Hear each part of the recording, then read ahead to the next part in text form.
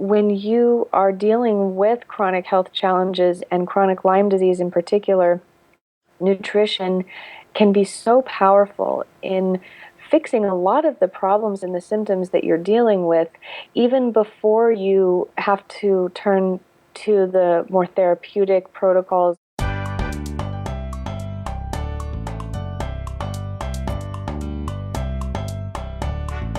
Welcome to the Wise Traditions Podcast, sponsored by the Weston A. Price Foundation for Wise Traditions in Food, Farming, and the Healing Arts.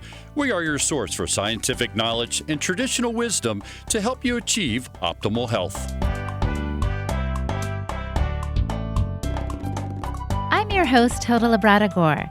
This is episode 92, and my guest is Robin Shirley. Robin is a certified integrative nutrition health coach and the founding president of Take Back Your Health International, a group that hosts health conferences and retreats worldwide. Today, Robin tells her story, how systemic juvenile rheumatoid arthritis and chronic Lyme disease had her on a downward spiral, and how she has moved from that condition to where she is today, well and running Take Back Your Health as she was meant to be. Essentially, that's what she's done. She's taken back her health, and she wants you to do the same. Listen closely to today's episode as she discusses her special three-pronged approach that she used to combat Lyme's. You won't want to miss it. Before we begin the conversation, we want to remind you that the Weston A. Price Foundation has its annual Wise Traditions Conference coming up. You've got to join us. It's in Minneapolis, Minnesota, November 10th to the 13th. If you like this podcast, you're going to love the conference. The speakers really go deep. You can ask questions and be a part of a community with insatiable curiosity and brilliant minds. You'll get to really geek out with what the speakers share. I can't say enough about it. Come on out and learn about weight loss, foraging, hormone health, and more. Go to wisetraditions.org to register today and take your health to new heights.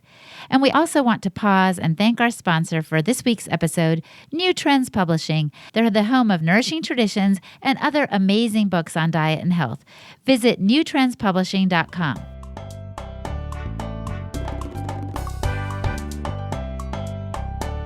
Welcome to Wise Traditions, Robin. Thanks so much, Hilda. I'm so happy to be talking with you today. I can't wait for our listeners to hear your own personal story about how you've dealt with chronic Lyme and where you are today. But we were just talking about a client that you've dealt with that seems to have all the cards stacked against her. I can't believe it. I think you said not only does she have Lyme, but she has multiple sclerosis, mercury, and parasites. And on top of all that, she's dangerously thin. Tell me, where did you start with her? How are you helping her restore her health? Sure. So, yes, as you mentioned today, kind of focusing on talking about chronic Lyme disease and the nutritional aspect in particular. This Lyme patient that I've been working with came to me in March of this year, about a couple months ago now. And she, as you said, had all of those health conditions working against her. She also, in addition to that, was on a raw vegan diet. And while that may be therapeutic for a certain person, for a certain condition, for a period of time, it was not right for her. And it was not doing well for her whatsoever. She was very skinny, dangerously so, and her body had stopped producing a menstrual cycle, and she was lethargic to the point where she wasn't getting out of bed every day. She didn't have very much of a hormone cascade in her body. She wasn't really, her feminine, so to speak, her feminine characteristics weren't really there.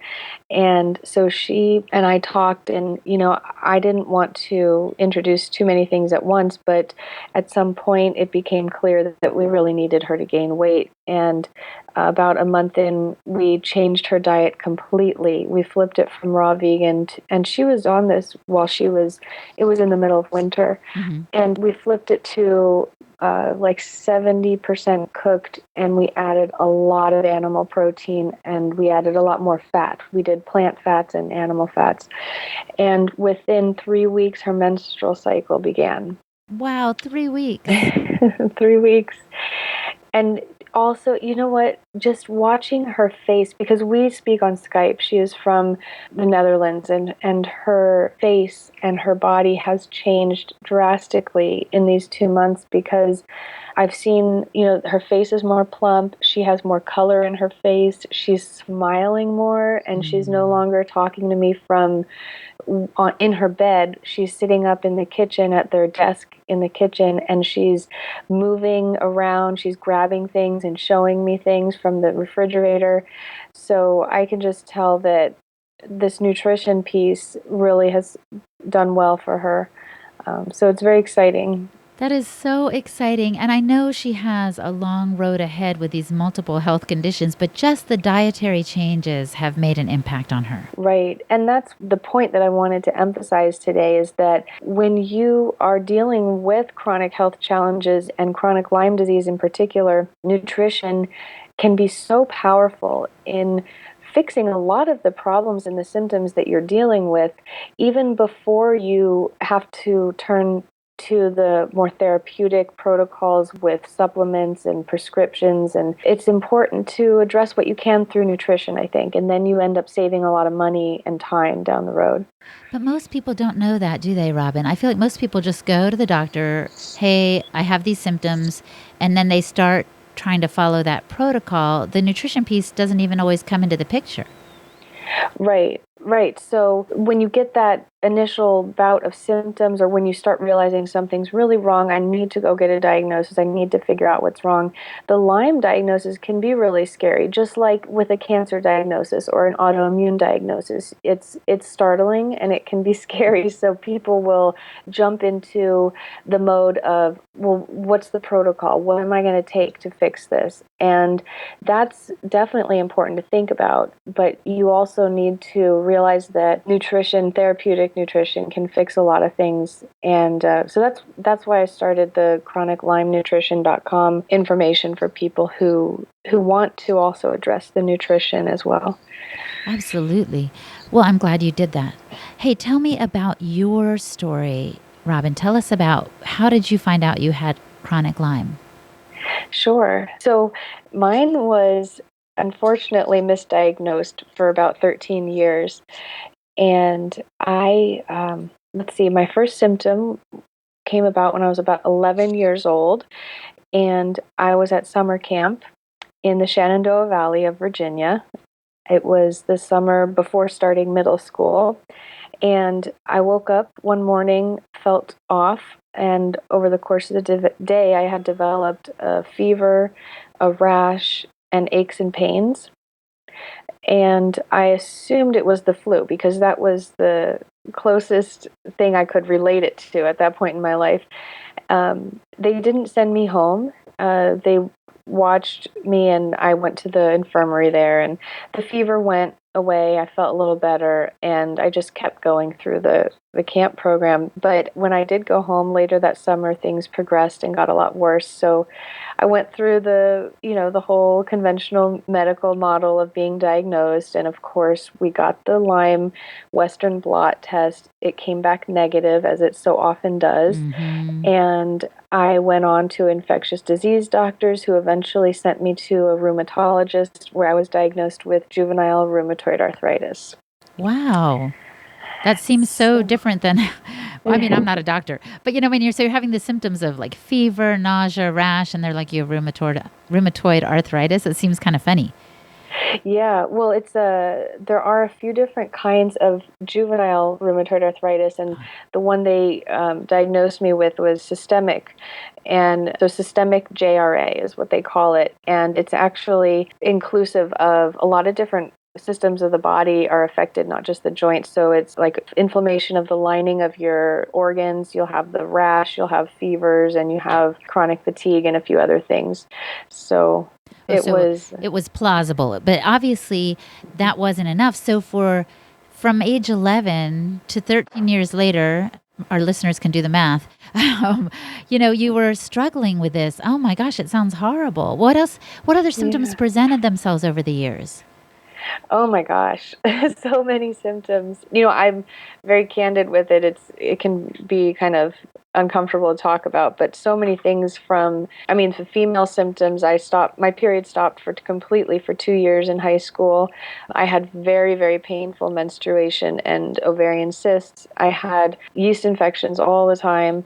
Moving past that, I had skin problems because of the disease affecting my skin. I had dandruff really bad, like chunks of my scalp would come off at times. And there were headaches, there was depression and fatigue, joint pain, aches and pains. The fevers would spike a lot throughout middle school and high school, and it was very difficult to get going in the mornings. I would have probably an hour where I would wake up, I would take my medication, and then it would take me an hour to be able to get out of bed and move my body.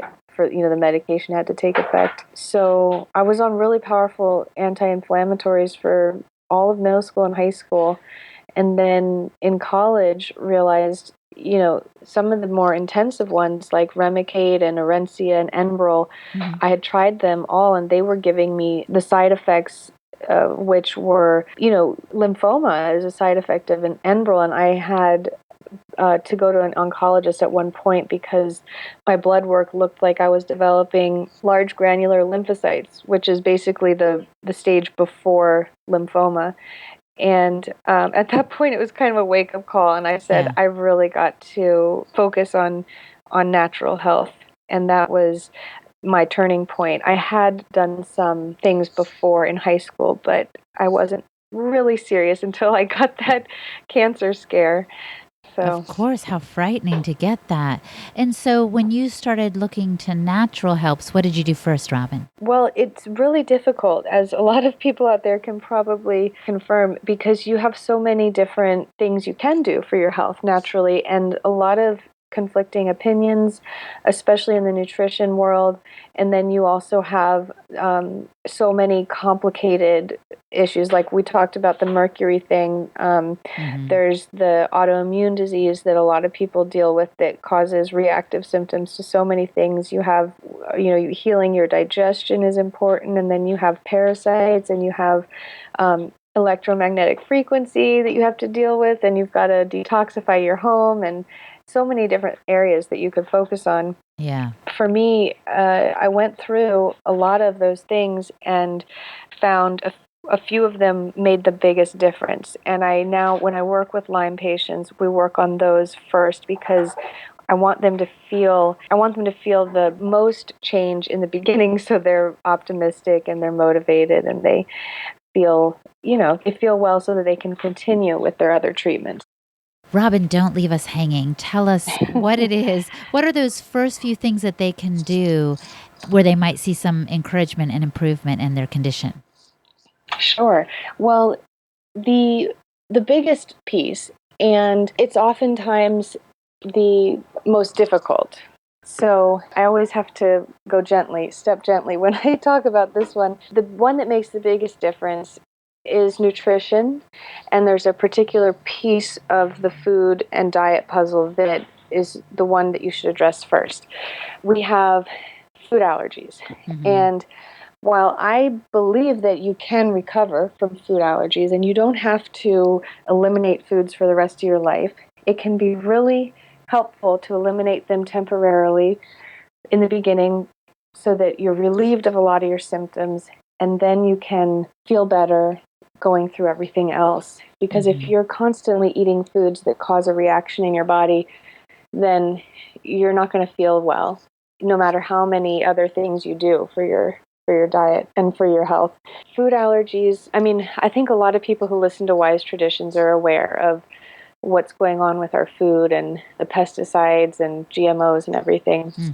But the food allergens are coming from a lot of other sneaky ways too, like vaccinations. They put peanut oil and they put egg protein in those. So, peanuts and eggs are things that I always recommend, even though they're healthful and they have good nutrition in them. Temporarily, you may eliminate them to relieve some reaction. A lot of people with chronic illness just tend to react to these foods, not because they're unhealthy, but simply because of our lifestyle and the things that that have happened to our bodies. So I suggest eliminating gluten, soy, eggs, dairy, and corn. And then the peanuts is, an optional one. And that's temporary because a lot of those foods can be really healthful and nutritious, but it's simply to just relieve your body of some of that stress. And then including some really nutrient dense foods like I see complete turnaround in energy levels within weeks of starting like desiccated liver capsules, or if you're brave enough, actually preparing the liver on your own. Yes. And then you've got, obviously it would be great to have some wild caught fish, and if you can find pasture raised chicken, and then lots of root vegetables, green leafy vegetables, fermented foods, and then from there, you can be moderate with some fruits, obviously choosing organic.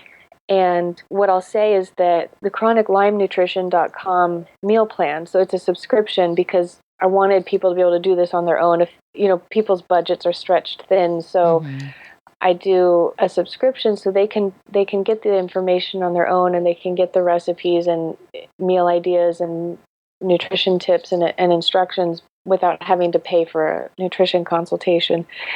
But the approach through those meal plans is very well-rounded. So what I found as I was going through my nutrition evolution was that I would try one or two diets and then I'd move on. So what happens with people, they'll hear about raw vegan and it's so therapeutic, I'm going to try that. And then it doesn't work, or they get distracted. They hear about macrobiotics, they try that, or they hear about paleo, they try that, or they hear about Weston A. Price, they try that. And people jump around between diets where they find one and they stick with it, and it might not be the best thing for them. So what I found is that there are great aspects to all of those diets, but it's really important to look obviously towards the past and what worked, which is why I really like the Weston A. Price model. And then also remembering that we need a well-rounded diet. So we can't just go off and do like a green juice every day for breakfast and totally miss out on all the other important nutrients for breakfast, because you're going to be starving yourself a little bit. And when you have chronic illness, you need to be replenishing your nutrients at a faster rate than someone without chronic illness, because your body has so much inflammation and so much tissue turnover that you've got to just be aware of that protein and that fat need that your body has. Robin, you are singing the Little Wise Traditions song, in that the food you're talking about that's nutrient dense is the food that really nourishes us, and is food that is simple, readily available, hopefully in most places, and the most close to nature. The organ meats are what traditional people would go after. We think, oh, liver, who wants that? Brains, oh no. Well, actually, I don't really eat brains, but I think if you did, it would probably be a good thing, because those organs are just so nutrient dense. And all of this good stuff, there's some things that are off the table according to your protocol, but a lot of the things that are on the table are totally in keeping with Wise Traditions diet. So I love what you're saying, and I love that you direct people to nutrition as one of the first things they can do to really improve their health. Right. And a lot of people are doing the Wise Traditions diet, which is wonderful, but they still feel that there's something that they're missing with the nutrition, or there's some sort of symptoms or reactions that they're getting. And unfortunately, it might just be a food allergy or sensitivity, even if you're having the soaked sprouted wheat, even if you're doing the pasture-raised eggs. So I want to caution people about that. And then once you go through the rest of your Lyme treatments, your body should be strong enough and your digestion healed enough to go back to those foods if they were a problem. So that's just to clarify that piece. And then in the meantime, you just have a slight elimination diet until then. So what it looks like is if you work on the nutrition piece, make sure that you add nutrient-dense diets, and make sure that you eliminate some of the potential aggravators to your immune system. And that way your body has the nutrients it needs to fight the Lyme and keep the infection at bay. And it also has less distraction. So the food allergens, they really distract your immune system from being able to focus on what's important. Oh, good point. Now tell me, what do you see as the biggest problem in chronic Lyme treatment management? That's a good question. So we've kind of touched a little bit on this where, someone will want to go get a diagnosis to find out what's happening to me. And then they'll go get the diagnosis and immediately jump to what is the medical solution? What's the answer to this? Because I want to get better as soon as I can. And that, to me, is the beginning of the problems. What happens next is usually a recommendation for antibiotics or a long journey in finding a practitioner who will do a natural option. And can be very expensive and timely. So one problem is the antibiotics. And the second problem is I think people make it too complicated. It's complicated for sure, but if you find a practitioner who knows what they're doing, it's very straightforward how to treat Lyme disease. The antibiotics is a problem because antibiotics can't kill all the Lyme in your body. Antibiotics don't reach all the areas of your body where the Lyme bacteria can hide, number one. And number two, antibiotics weaken your body. They don't strengthen it. And the natural medical model for treating Lyme disease is to strengthen the body and make the terrain inhabitable for Lyme disease, not to kill the bacteria. So killing the bacteria is the conventional medical approach. It's not working out very well for people. Natural medical approach is to strengthen the body and make the terrain inhabitable. So that includes the nutrition and detox and all those things. Yes, girl, I have heard of people who have had to go on antibiotics for years. So talk about something that damages, your gut balance, right? The gut flora balance, and that is constantly supposedly, attacking the Lyme, but damaging other things as well, right? That's what you're saying. You're saying that's not the best course because it's kind of like a all-out warfare, right? It's going to get a lot of collateral damage in the process. Right, exactly. So with the antibiotics, not only are you damaging your microbiome, you're also dealing with a lot of the side effects that come along with antibiotics. I'm continuously amazed at how many Lyme patients come to me and, first we do a workup of all their symptoms and they tell me what medications they're on. A lot of them are on antibiotics and I pull up the side effect list of all the antibiotics they're on and I show it to them. That's one of the first things we do because I want them to just be aware. I'm not trying to rub it in their face or anything, but I show them, I say, these are the potential side effects of all the medications you're on. So we need to make sure that you're aware so that you know, because so many people take antibiotics and they say, I feel worse or I'm not getting better, and then they blame it on die-off. And they put up with antibiotics for years because they tell themselves, I feel worse because I'm getting better. And that is a huge, huge issue I see. You do not need to feel worse in order to heal from Lyme disease. They say it's a herx, it's die-off, but a lot of the symptoms that you're feeling when you start antibiotics are simply the side effects of the antibiotics. Wow. I'm just thinking of people who are saying that to themselves. It reminds me of The Emperor Has No Clothes, that little children's book, where it's like the opposite of what's happening in front of you. You're trying to persuade yourself that it's not really happening.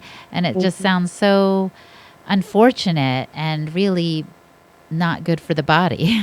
Yeah, it's frustrating for sure. I mean, it's frustrating to watch people put themselves through that. Now, there are certain situations in which people's lives have been saved from antibiotics if they've really let the infection get bad. But usually what happens is they may then have difficulty later with it recurring, or they have other health issues as a result of taking the antibiotics. And because the antibiotics can't address all the factors that cause a person to become sick with Lyme disease, it's not an all-encompassing treatment, and it's not the addressing the big picture.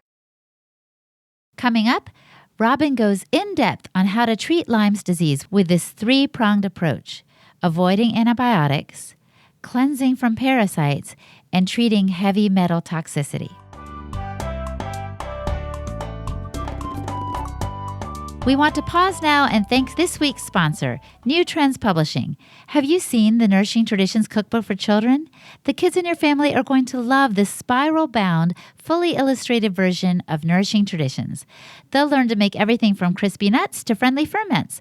It's available at bookstores, online booksellers, and of course at newtrendspublishing.com.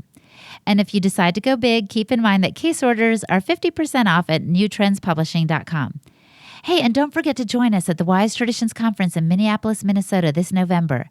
It's an amazing event with a strong educational focus. There are 36 new speakers covering topics including recovery from adrenal fatigue, combating migraines, and overcoming PCOS. I just can't get over the variety of subjects that they touch on. And there's often an opportunity to go deep with these speakers as you connect with them personally.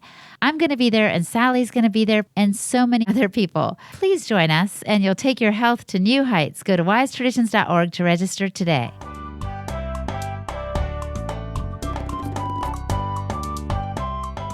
So to answer your question from before, you started asking me what are the big things that people can do to get rid of the majority of the symptoms right away. And I mentioned nutrition is the first piece of that.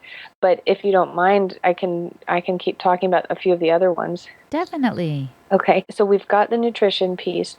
And then the other big issues that a lot of Lyme patients have are parasites. And this is a systemic issue. So we have anything from small amoeba-like parasites that can get into the blood and the brain and muscles. And then you've got the worms that are in your digestion, and they can migrate to the gallbladder and the liver and kidneys and heart and all those different things. It's scary to think in some ways about these parasites, but it's a part of life. And worms are essential to the health of the ecosystem. So when you get squeamish thinking about it, just remember that all these microbes work together, but the problem is that we're at an imbalance with them right now. So I have to ask you a question. How is it that people get parasites? How would they get these things in their system? Do you have to travel abroad to get them? No, and I'm glad that you asked that, because a lot of doctors dismiss this as an issue because it got pushed aside as like a foreign travel problem that you would come across if you went to another country where parasites are more prevalent and then got exposed there. What's really happening, and the reason why this is an issue is because, first of all, we have a global community now. We are exposed to microbes and pathogens that are in almost every country in the world because of how people are traveling so much. So just simply by contact with other human beings, these things can travel by air, in the humidity, and then through coughing and touching, shaking hands, touching anything in a public restroom, anything, handlebars, on stair rails. And it's not to scare you like into not touching or not going into these public places, but that's how they spread a lot of times. And another way is from pets. So, a lot of people will deworm their dog or their cat once a year. Back when farming was more of a focus in this country, in this society, farmers' families would go through the deworming of all their animals once a year, and at that time, the whole family would deworm themselves as well with natural herbs and protocols. So animals is a big way. Fleas and insects carry these things as well. They carry eggs and larvae and much smaller parasites. In fact, new findings in Lyme is that Lyme can be transmitted from a cat to a human because flea bite. So fleas will bite humans too. And so if you have a flea your cat has flea problems and you're exposed to them, then you can get Lyme that way. Lyme doesn't just travel through ticks. So, and when I talk about parasites, it's really about a microbe that is taking advantage of the human body host that it's on. So, and again, their job, they don't want to kill their human host. They want the human host to survive so that they can survive too. So a lot of times with parasites, you just see the slow weakening of a body or damage. So with the digestive parasites, your digestion will slowly weaken, and that causes malnutrition and other issues. So it does affect your body long term, but it's again, the parasite wants the host to survive. So you end up having all these chronic long-term symptoms like headaches, anxiety, depression, digestive issues, gas, bloating, pain in your abdomen. You'll have skin problems, eruptions, rashes, psoriasis, and you can have all sorts of mental imbalance because they affect the brain chemistry. Your gut is a place where you produce a lot of neurotransmitters with the help of your healthy microbiome. And so if you've got a lot of parasites in there, it disrupts a lot of that. I see a lot of Lyme patients coming in with anxiety, depression, and irritation. And a lot of that can be cleared up when you address parasites and nutrition. Okay, so I see that they can cause all kinds of issues. How do we get rid of them? Well, there's a couple different ways to do it. And because parasites are something that you're exposed to on a regular basis, it can be something that you want to address on an annual basis. So maybe you'll do, for example, I really like Dr. Hulda Clark's Parasite Cleanse. It's an herbal cleanse with 3 different products, and their website, if you Google Dr. Hulda Clark, you'll find her website with the parasite cleanse. There's also, so that would be maybe you do that 1 year and then, or in the beginning of the year, and then at the end of the year you do another parasite cleanse, and you might use a different protocol so that you're covering all your bases. I like to use a variety of herbs and supplements so that your body doesn't get used to just one or the other. I'll mention one other product that you can use too. It's called Para One. And there's all these different herbal parasite cleanses that you can find, and you can find a recommendation by your holistic healthcare practitioner. And so you just do it twice a year in the beginning or 3 times a year in the beginning. And then after that, you could probably get away with once a year or once every other year. And it's a really easy way to just keep them in check. Excellent. And what's the third thing? What's another third step that you would recommend to see some progress if you're dealing with chronic Lyme? Sure. So the third step, this is the heavy metals piece. So we have been exposed to so many metals in our environment because we have the history of leaded gasoline and lead in our paint and our pencils and manufacturing in China, all these Chinese-made products. So we have lots of mercury and lead exposure. Mercury, the amalgam fillings, which are about 50% mercury, and then you've got mercury exposure from the environment. Silver and mercury and lead are all used in manufacturing of electronics. And then you have aluminum. Aluminum is used in the geoengineering. They use it to affect like humidity and rain. I won't get into conspiracy theories, but you can research on Wikipedia about that. So mercury and aluminum, I believe, are in vaccines as well. Yes. Yeah, thanks for bringing that one up. It's hard to remember all the different ways we get exposed to these metals. So they were using mercury for a long time. There was a lot of public outcry, and then now they've switched to aluminum. So yes, we're exposed to a lot of them, and they're very difficult to get rid of. They can be, but and a lot of holistic doctors do this in a way that is unsafe. They will do an IV chelation, or they'll give you a lot of oral chelators. I just want to warn people, because I don't want to leave saying you need to cleanse heavy metals and then not tell them how.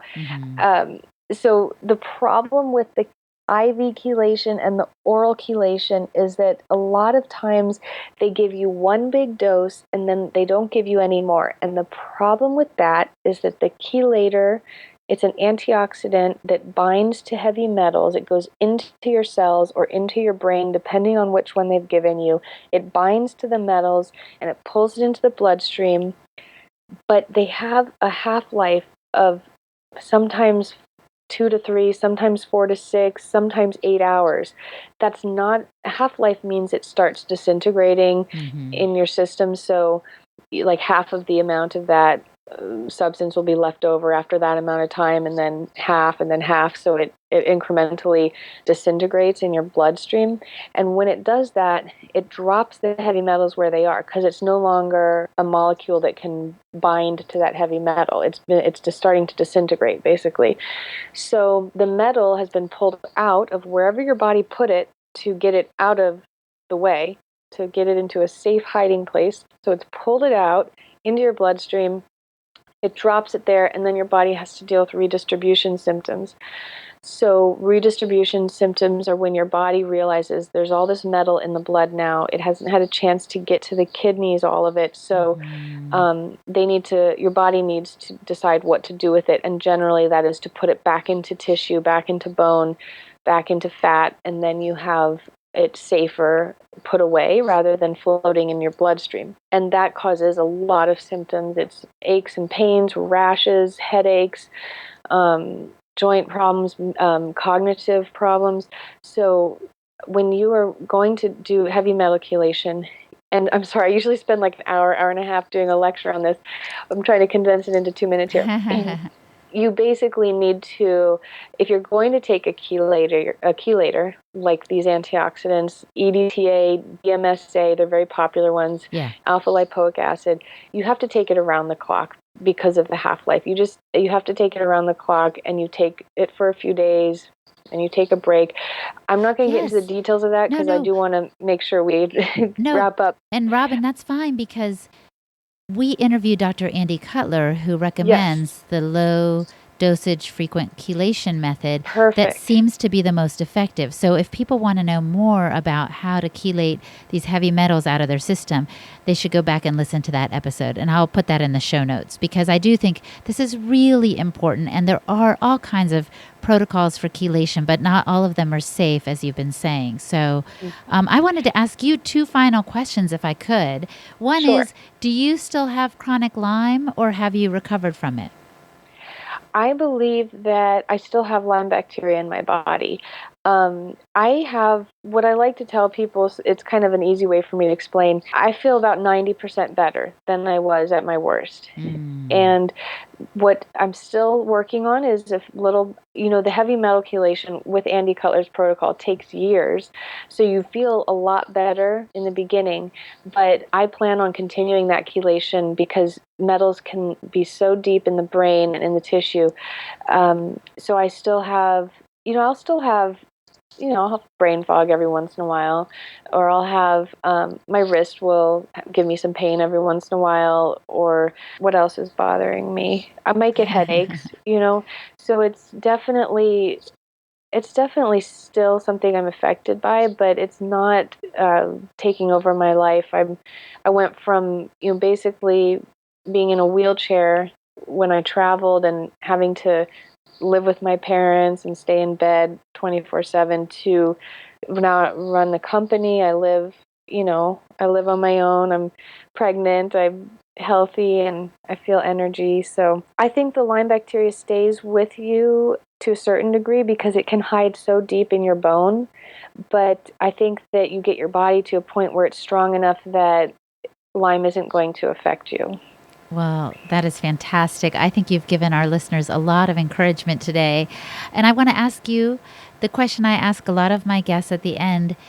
You may have already answered it, but just give it a shot. If the listener could only do one thing to improve their health, what would you recommend that they do? Yikes. I know, one thing, right? Yeah. Well, it depends so much on every person, but I'm so adamant about proper nutrition because it lays a strong foundation for you to have the energy and the mental clarity to then take things into your own hands. That's wonderful. I think that's great advice, Robin. And I thank you so much for taking time to talk to us today. Sure. Thank you so much. It was fun. My guest today was Robin Shirley of Take Back Your Health. Take Back Your Health has an upcoming conference themselves in September, the 2nd to the 3rd in Tysons Corner, Virginia. Go to their website for more info, takebackyourhealthconference.com. And for more on Robin, visit her website, clubtbyh.com. For highlights from this episode, including links to the resources she mentioned, visit the westinaprice.org website and go to the podcast page, where you'll find the show notes for episode 92. Hey, and a big thank you to Podcast Village for your support of the show. I am so thankful for your assistance. The people at Podcast Village are top-notch. They are pros. If you've got a podcast or are thinking about starting one, visit their site at podcastvillage.com. Last but not least, I want to tell you one reason I'm really looking forward to this November. It's the Wise Traditions Conference, obviously, but one cool thing about it is that Sally is going to host a one-day nourishing diet seminar on Saturday. So for only $60, you can hear her go into detail about the characteristics of healthy diets, the Wise Traditions diet in particular, how to understand fats better, and how to change your diet for the better. So $60 includes lunch. So if you're in the Minneapolis area, come on out to this one-day event and invite friends to join you. Even if you're not in the area, it will be worth the trip. Finally, if you're still listening, don't forget to follow me at Holistic Hilda on Twitter, at Holistic_Hilda on Instagram, and look for me on Facebook, Holistic Hilda. Or just visit my website, holistichilda.com, and subscribe to my biweekly newsletter that gives you tips for healthy living. And thanks. Did you know that there are Weston A. Price Foundation chapters all over the U.S. and around the world? Chapter leaders help you find good food in your area, and some have meetings you can attend. Go to our website, westinaprice.org, and click on Find a Local Chapter to see if there is one near you. Wise Traditions is brought to you by the Weston A. Price Foundation for Wise Traditions in Food, Farming, and the Healing Arts. The content of this podcast is provided for informational purposes only and is not intended as a substitute for medical advice.